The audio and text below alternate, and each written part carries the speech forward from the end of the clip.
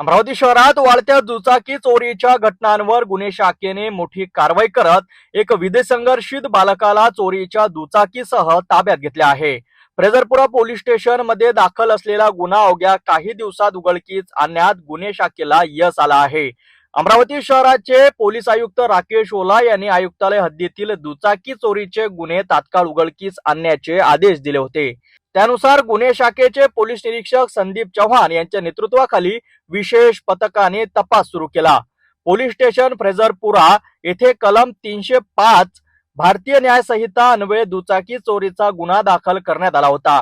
तपासादरम्यान 4 मार्च 2026 रोजी गुन्हे शाखेच्या पथकाला गोपनीय माहिती मिळाली की सुतगिरणी परिसरात एक इसम चोरीची मोटरसायकल घेऊन उभा आहे।